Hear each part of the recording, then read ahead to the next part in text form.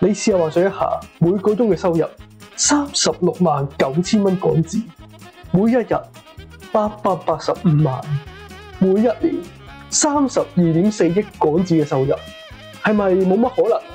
或者你會話香港冇卡通角色係可以揾咁多錢嘅？冇錯，純本土係絕對冇可能嘅。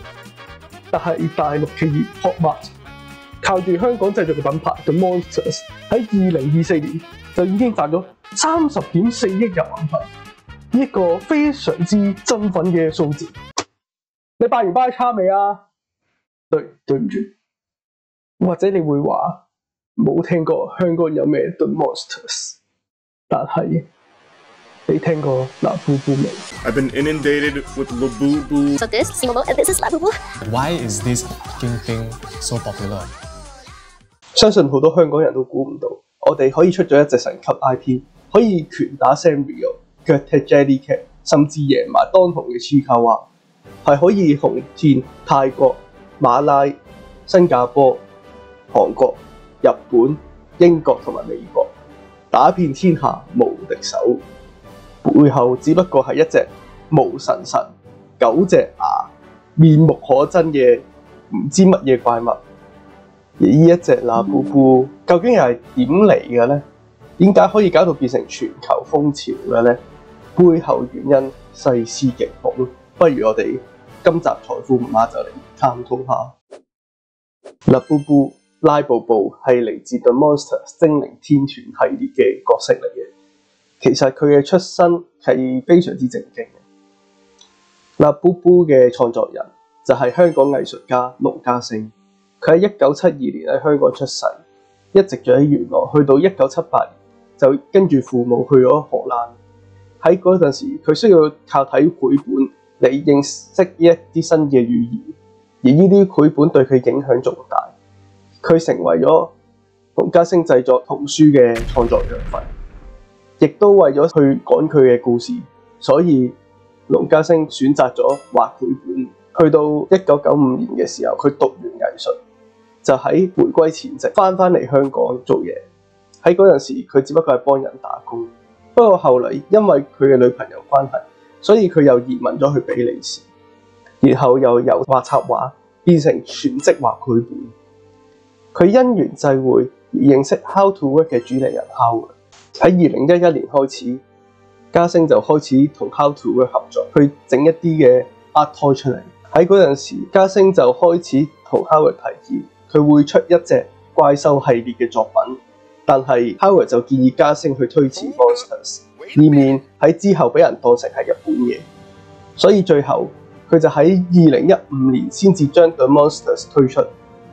當時 Labubu 只不過係閒過。2015年距離2025年都已經有成10年，10年人事幾翻身。大家所見到嘅都已經唔係原版嘅Labubu嚟。其實家星喺明報採訪嘅時候就已經提到佢係比較中意初代嘅設計。喺舊嘅設計，Labubu個樣係較多棱角，佢嘅四肢係比較幼，而佢隻眼睇起上嚟更加惡，似乎係比較符合翻佢似一隻妖精同埋比較百厭嘅一種設定。但係去到今時今日，佢已經變成咗個樣比較圓潤，四肢又比較粗壯，而隻眼就比較水汪汪，更加似係一個可愛嘅 BB。但係佢本身又係一隻比較怪嘅角色，結果就好似有啲矛盾，所以好多人見到佢個樣都覺得有啲尷尬。究竟佢係值得愛啊，定係覺得好樣衰呢？雖然話佢當初設計出嚟只不過係隻閒角，但係喺嗰陣時 The Monster 嘅世界觀都已經初步咁樣定義咗Labubu嘅一啲特質嘅。佢哋係最初登場喺神秘的布溪本繪本入面。Labubu嘅種族其實係一種住喺森林嘅精靈，佢哋係全部都係女性嚟，冇尾嘅有成100幾隻，係唔知點解會出現嘅。而至於若果係有尾嘅話咧，就會係一隻男仔，係Simomo，係族群入面嘅首領，係只有一隻嘅啫。而至於有心形臂嘅Mococo同埋黑色天使 Kingmon，其實都係Event所創造出嚟，並未存在喺故事主線入。喺推出系列嗰4年間 ，The Monsters 都已經開始慢慢累積人氣，都有一班忠實嘅 fans。不過事情咁樣發展嘅話，其實那布布仍然會喺眾星環繞嘅情況之下，成為一種滄海遺珠。但係之後有一連串嘅巧合，將會令到佢衝出國際，甚至成為潮流尖端。大陸嘅潮流玩具公司 PopMart Popomarket 開始注意到 The Monsters 系列，所以 PopMart 就開始向農家星招手，打算獨家代理 The Monsters。終於喺2019年，嘉星就同 PopMart 簽訂咗獨家嘅授權協議。而至於點解 PopMart 可以咁勇去爭取呢個獨家代理翻嚟咧？咁我哋就要睇下佢嗰個成功又瘋狂嘅商業模式啦。PopMart 就會同藝術家招手攞授權，之後佢就會開始整一啲潮流玩具嘅生產設計以及佢嘅銷售。而喺生產嗰方面係會好大手筆咁樣去製作模具，令到呢啲潮流玩具既係可以量產到，亦都可以降低到入手嘅門檻。而至於銷售PopMart 最勁嗰一招就係盲盒，乜嘢都盲盒，莫講話係呢一啲嘅模型啊，甚至係嗰啲簡單單啊、鎖匙扣之類，全部都可以盲盒化嘅。一出就要成個 collection 咁樣出，既係可以召集到一班去 collect 嘅人，亦都可以令到啲人不停咁樣買。呢一種充滿住或然率嘅設計，係可以令到佢賺到好多好多嘅錢。而 PopMart 向香港藝術家招手都已經唔係第一次，而且佢身上仲有一個活生生嘅成功例子添。喺2016年 PopMart 就同 Molly 嘅作者 Candy Mo 合作。喺之前 Molly 已經喺潮流玩具界嗰度響咗朵，所以之後 Molly 就一直成為 PopMart 嘅中流砥柱。係去到2024年，那布布先至可以超越到佢。隨住 The Monster 系列正式加入 PopMart，那布布就開始佢嘅征服全球之旅。有咗 PopMart 嘅量產同埋盲盒戰術嘅加持，開始出現喺世界各地。之後甚至仲得到明星加持添。喺2024年 ，Blackpink 嘅 Lisa 就開始展示那布布。佢係喺年頭被泰國嘅朋友介紹入坑嘅，結果Lisa 推完一把，那布布即刻變成泰國最爭崩頭嘅公仔，係唔帶唔入流嗰隻。KOL 地方名人跟住綁住呢隻嘢喺身，連啲達官貴人都大力買襯衫，甚至仲俾旅遊局攞埋嚟去推廣旅遊添。係，你冇聽錯，一個香港嘅公仔係變成咗泰國嘅旅遊大使，犀利犀利。而那布布亦都跟住之後層出不窮嘅盲盒開箱片，進一步去吸引到世界各地嘅人入手。然之後其他地方嘅大明星都陸續融合，例如係佘詩曼啊、肥媽啊、張敬軒啊、Rihanna 啊、碧咸都係犀利犀利。最後就因為 Lisa 所帶嚟嘅連鎖反應，卒之就令到那布布喺 PopMart 入邊成為最吃香嘅 IP。喺2022年嘅時候，打殘晒其他所有當紅嘅玩具。但係用呢一種形式崛起嘅公仔，係會衍生出一個嚴重嘅問題。始終盲盒係有爭議嘅，一個人係可以為咗一款，甚至為咗儲齊一套，而選擇一買就買好幾個，結果發現有一啲係用唔着嘅，咁就會係一種過度消費。而且你係可以選擇為咗避免呢一啲嘅機率，而去喺二手市場揾一啲翻嚟，而避開呢一啲不必要嘅財物損失。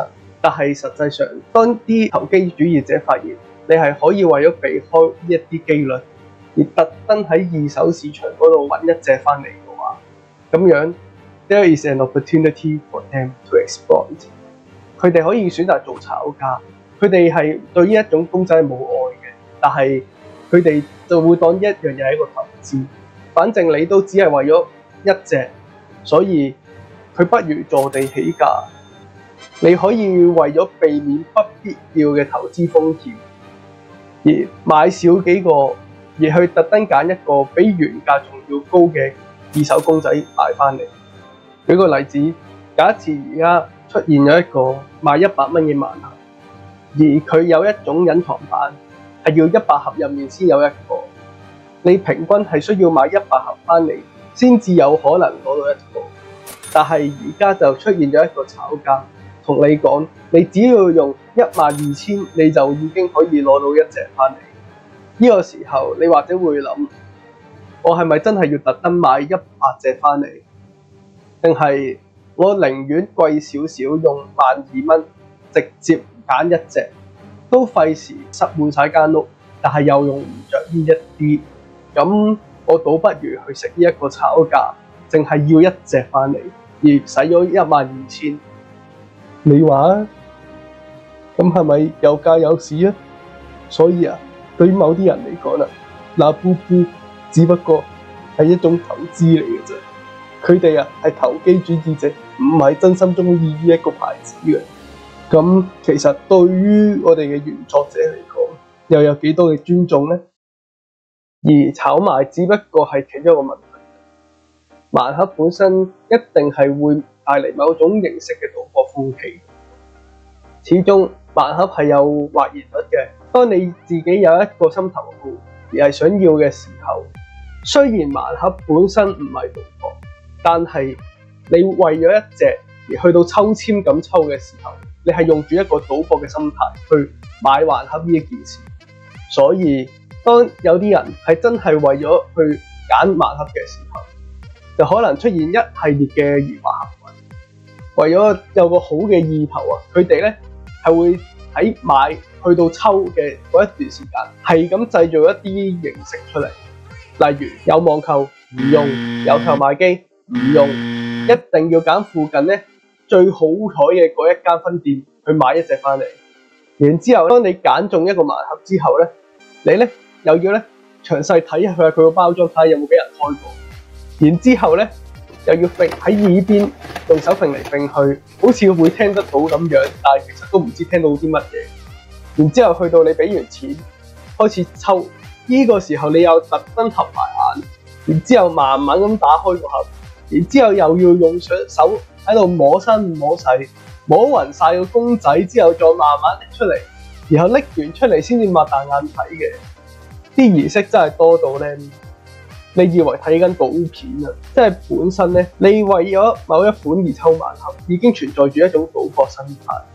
但係最大嘅問題係，盲盒本身係冇年齡限制嘅，咁會唔會好容易咁樣令到兒童同埋青少年去培養出一種賭博心態咧？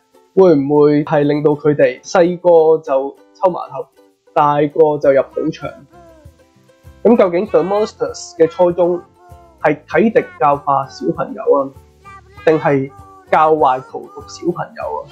原作者龍家星都話，佢想每年出一本故事，然之後再出周邊，兩線並行。但係而家Labubu嘅狂熱已經去到一個地步，根本就仲未有足夠嘅故事嚟補足Labubu嘅角色。啲人寧願中意有故事、有血有肉嘅黐卡哇，都偏向比較少中意Labubu。喺東亞地區，尤其是喺呢一個情況，咁係無可厚非嘅。而最大嘅問題就係喺呢一個 The Monster 嘅故事仍然未圓滿嘅時候，佢仍然有咁瘋狂嘅知名度，會唔會背後只係純粹係為咗盲盒，純粹係為咗賭博呢？咁樣佢越紅，我哋就應該要越驚啦。